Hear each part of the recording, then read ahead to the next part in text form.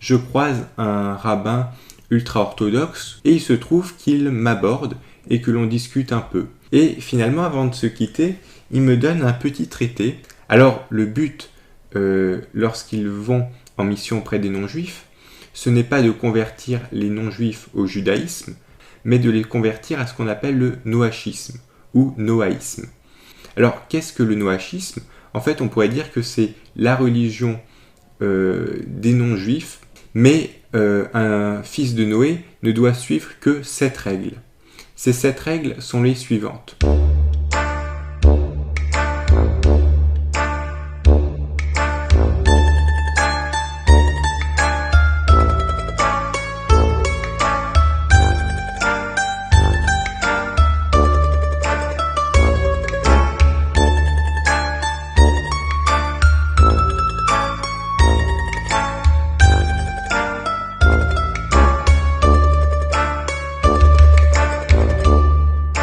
D'un point de vue juif, déjà, le christianisme est une idolâtrie. Cela implique aussi de rejeter Jésus comme le Messie.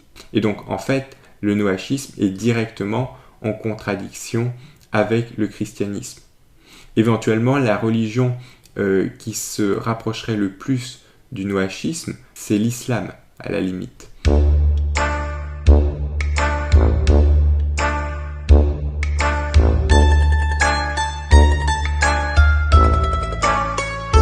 Du côté catholique, du moins d'un catholicisme qui est mûr, qui est adulte, il y a un regard respectueux sur le noachisme.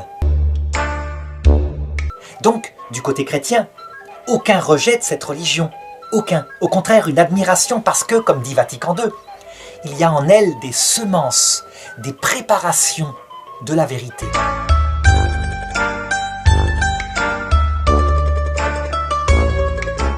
Le concept banalisé, et pourtant si mal défini de pensée judéo-chrétienne, cache mal cette vérité qu'il n'existe pas et qu'il ne peut pas exister de pensée judéo-chrétienne. Certes, au XIXe siècle, Nietzsche attaquait ce qu'il nommait la morale judéo-chrétienne, en amalgamant deux morales pourtant inconciliables, la morale judaïque élitiste et la morale chrétienne universaliste. Mais la notion de pensée judéo-chrétienne est beaucoup plus récente.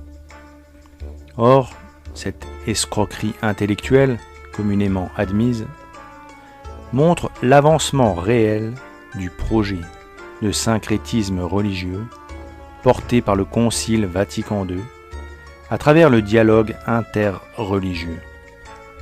Ce concept absurde, couramment admis, montre en effet une judaïsation particulièrement toxique de ce qui fut, il n'y a pas si longtemps, une société catholique.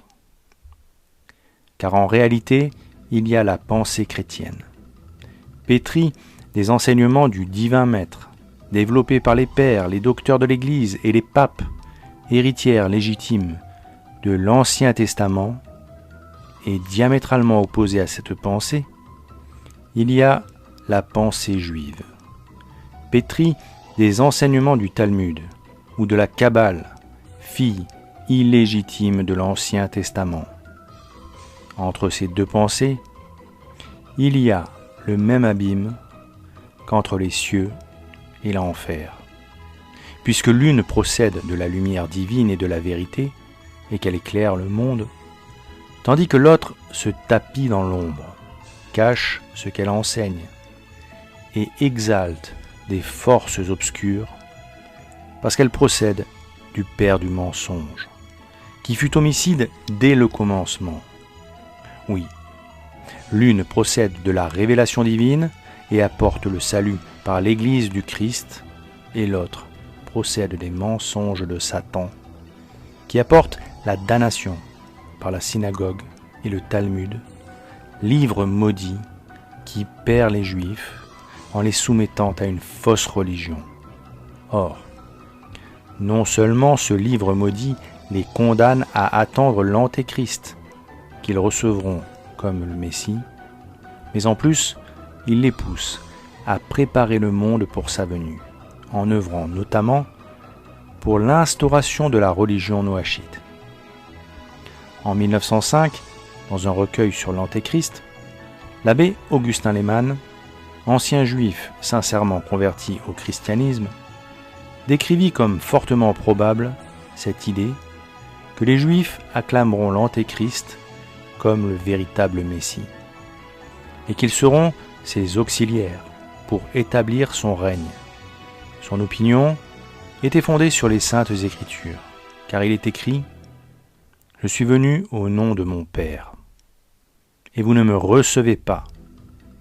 Si un autre vient en son propre nom, vous le recevrez. » Les pères de l'Église avaient le sentiment que cette phrase prophétique annonçait l'erreur fatale que commettraient les Juifs de la fin des temps avant de se rendre compte qu'ils s'étaient trompés. L'abbé Augustin Lehmann, dans son ouvrage, se référait à saint Irénée, saint Hippolyte, saint Hilaire, saint Cyril de Jérusalem, saint Grégoire de Nazianze, saint Éphrem, saint Ambroise, Ruffin, saint Jérôme, saint Jean Chrysostome, saint Prosper, saint Cyril d'Alexandrie, Théodorète, Victorinus, saint Grégoire le Grand, André de Césarée, le vénérable Bède, saint Jean Damascène, Théophylacte, saint Anselme, qui tous interprétèrent de cette manière ce verset. Voici par exemple ce que dit saint Jérôme. Les Juifs, après avoir méprisé la vérité en la personne de Jésus-Christ, recevront le mensonge en recevant l'Antéchrist. Saint Jean Chrysostome déclara de son côté « Qui est celui que le Sauveur annonce comme devant venir, mais pas au nom de son Père, l'Antéchrist, et il dénonce d'une manière évidente la perfidie des Juifs. » Saint Ambroise, lui, se référant au même verset, assura « Cela montre que les Juifs, qui n'ont pas voulu croire en Jésus-Christ, croiront à l'Antéchrist. » Saint Éphrem, quant à lui, dit ceci : « C'est d'une manière exceptionnelle que l'Antéchrist entourera de faveur la nation juive, mais c'est aussi d'honneur extraordinaire que la nation déicide le couvrira et qu'elle applaudira son règne. » Saint Grégoire le Grand affirma : « Les Juifs accorderont leur confiance à un homme, eux, qui refusent de croire au Rédempteur, alors qu'à la fin du monde, ils se donneront à l'Antéchrist. » Saint Jean Damascène s'indigna de son côté en déclarant : « Les Juifs ont donc rejeté le Seigneur Jésus. Christ est Dieu et Fils de Dieu. Ils recevront au contraire l'imposteur qui s'attribuera avec arrogance la divinité. » Et pour finir, l'abbé Lehmann releva que saint Hippolyte, l'un des premiers à avoir écrit sur le sujet, faisait ainsi parler les Juifs.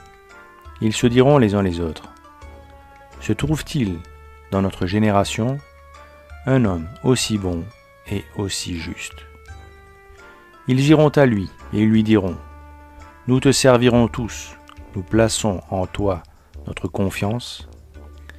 Nous te reconnaissons comme le plus juste de toute la terre. C'est de toi que nous espérons le salut, et ils le proclameront roi. » Quand il y a plus de 1000 ans, les pères de l'Église écrivirent ces mots. Comment pouvaient-ils imaginer que les Juifs pourraient un jour préparer activement et efficacement le trône de l'Antéchrist, en pensant préparer la venue du Messie, alors qu'ils n'avaient même plus de nation? Au début du XXe siècle, Augustin Lehmann répondait à cette question en déclarant : « Tout étonnement cesse devant ces commentaires et ces annonces tombant de haut, lorsque surtout on voit s'accroître chaque jour l'énorme puissance financière des Juifs, leurs intrigues, l'escalade qu'ils font des premières places dans les principaux États, leur entente d'un bout à l'autre du monde, en présence d'une telle prépondérance, on n'a plus de peine à comprendre et à admettre comment ils pourront contribuer à l'établissement de la formidable puissance de l'Antéchrist.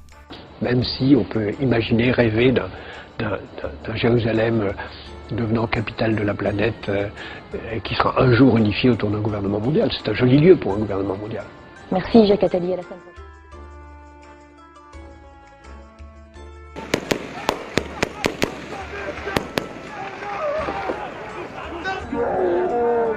Un catholique français, nommé Aimé Pallière, écrivit en 1926 le récit de son apostasie et de sa conversion au judaïsme.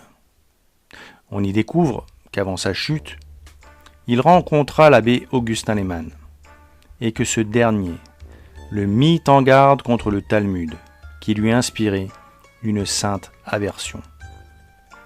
L'apostat rapporte dans son œuvre nommée « Le sanctuaire inconnu » que l'abbé lui aurait déclaré « Sans le Talmud, il y a longtemps que tous les Juifs seraient convertis ».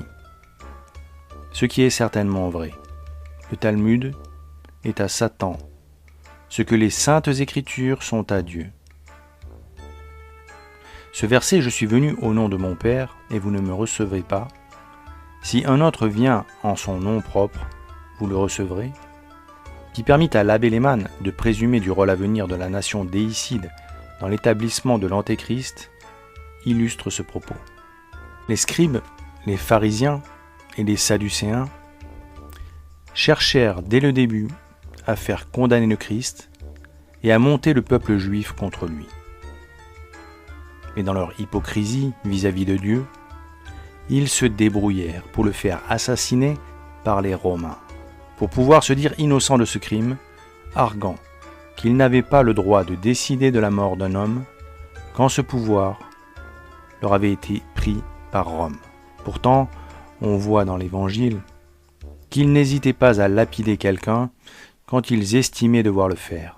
Notre Seigneur Jésus-Christ sauva même une pécheresse de la lapidation en leur disant que celui qui n'a jamais péché lui jette la première pierre. Et l'on se rappelle aussi de la lapidation de saint Étienne, dont saint Paul fut témoin. Cependant, leur haine du Christ était telle qu'ils hurlèrent à Ponce Pilate qu'ils ne voulaient pas que le sang de cet innocent retombât sur lui, mais plutôt sur eux, que son sang retombe sur nous et sur nos enfants. Depuis, ce rejet viscéral du Christ, suivi du virulent rejet du christianisme, la pensée et la morale juive sont totalement antagonistes de la pensée et de la morale chrétienne. Car les principes que les uns et les autres diffusent sont diamétralement opposés. Il n'y a rien de commun entre les deux. Les uns sont les fils du diable et les autres les enfants de Dieu. Les uns cherchent à entraîner dans leur sillage tous les hommes pour le grand naufrage désiré par Satan.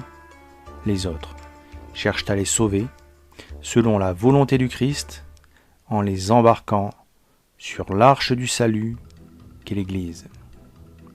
En 1555 par exemple, au début du 5e âge de l'Église, loin des considérations égalitaires absurdes de Vatican II, la bulle de Paul IV, Cum nimis absurdum, commençait ainsi. Comme il est absurde et totalement inopportun de se trouver dans une situation où la piété chrétienne permet aux Juifs, qui en raison de leurs propres fautes ont été condamnés par Dieu à un esclavage perpétuel, d'avoir accès à notre société et même de vivre parmi nous, en vérité, ils sont sans gratitude envers les chrétiens.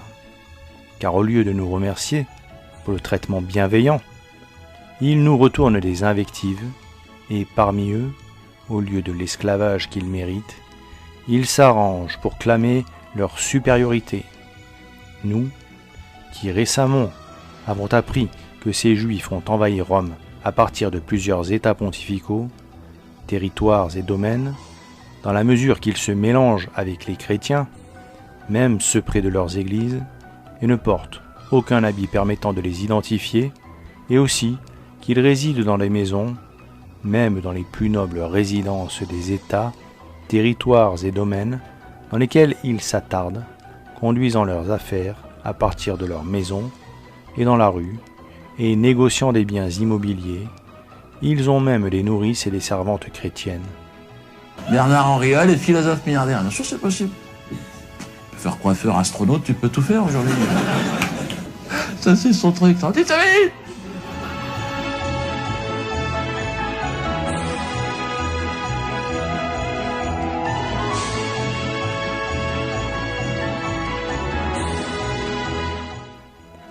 Ce préambule n'indique pas chez le vicaire du Christ l'assentiment du concept de pensée, de morale, ou même, comme on l'entend aujourd'hui, de civilisation judéo-chrétienne, ni d'ailleurs d'encouragement à l'égalité de traitement entre juifs et chrétiens, mais plutôt la réprobation d'une telle idée. Et cela est parfaitement logique, car s'il est vrai que la doctrine de l'Église nous enseigne qu'il faut aimer nos ennemis, s'il est vrai aussi qu'il faut détester le péché et aimer le pécheur, il est aussi de notre devoir de protéger le prochain des influences néfastes mettant en péril son salut. C'est sur ce point que sa sainteté Paul IV exerça sa vigilance, avec une acuité qui aujourd'hui choque les catholiques libéraux du XXIe siècle qui imaginent qu'il existe une pensée judéo-chrétienne. Le pape Paul IV est très clairvoyant et aussi très pragmatique. Confronté à une population juive croissante, refusant opiniâtrement la grâce depuis des siècles, et cherchant, depuis la mort du Christ, à prendre l'ascendant sur les chrétiens par tous les moyens, sans hésiter pour cela à pervertir la société chrétienne par les mœurs ou les idées, le Saint-Père voulut écarter le risque que représentait cette population pour la chrétienté. Bien sûr, la charité chrétienne commandait d'aider ces apatrides, dont la conversion était prophétisée pour la fin des temps. Mais face à leur opiniâtreté à rester dans l'erreur, et face surtout à leur propension à pervertir ou nuire de toutes les manières possibles aux catholiques qu'ils haïssaient, c'était une pure folie que de garder ces hommes, ces femmes et leurs enfants au milieu des chrétiens.